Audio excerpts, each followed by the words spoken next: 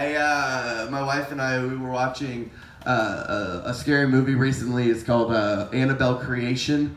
I don't know if anyone's seen it. It's a little possessed doll movie. One of the main characters in the movie, she's this little girl. She's got polio, so as you might expect, she doesn't walk so hot, right? And throughout the movie, not to give too much away, she gets possessed by a demon. And the demon, to show that she's possessed by this demon, she starts doing things a little out of character for herself. Like, she starts cursing a lot, and she starts walking normally. And I looked at my wife, and I was like, it sucks that she got possessed by that demon, right? But the demon did kind of cure her polio. I don't know, you kind of got to weigh your options, I think, at that point. I mean, what's really worse, the demon or the polio? I'm just saying, I think FDR would have taken a demon if he could have walked.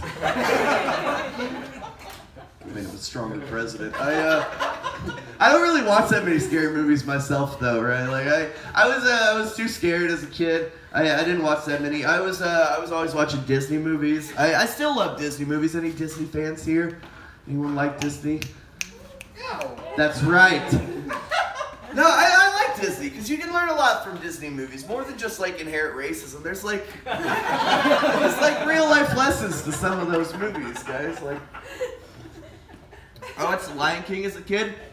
I learned that if you have a real big problem in your life, you can just run away from that shit until you're, like, bigger and stronger and ready to deal with it. Like, I watched Bug's Life as a kid, and now every time I see an ant off by himself, I think maybe he's like Flick, the little inventor ant off on a quest to save the colony.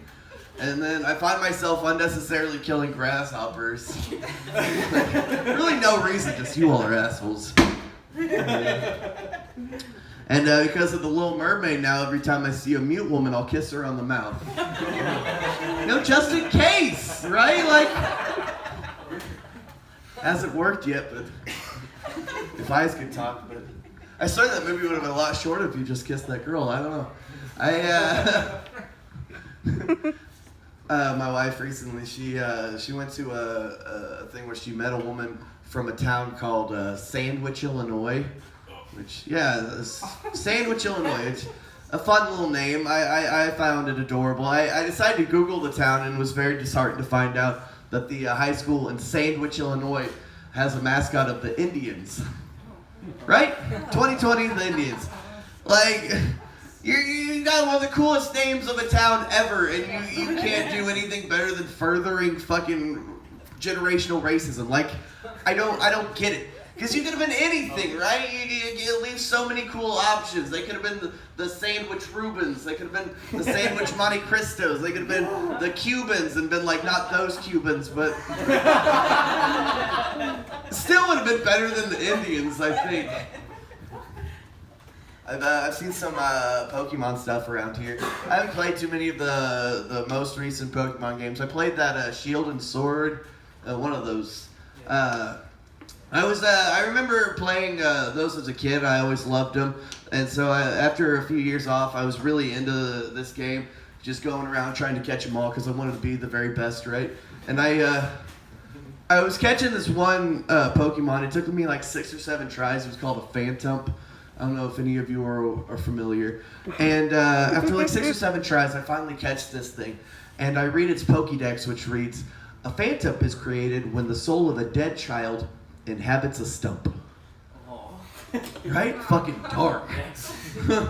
And then I realized that I'd like inadvertently just been beating the hell out of these dead kids. Until finally I captured one, took it home with me, so I could fight the other dead kids. Like, good God, is this what Pokemon is now? Guys. I like being in St. Louis. I was in St. Louis fairly recently.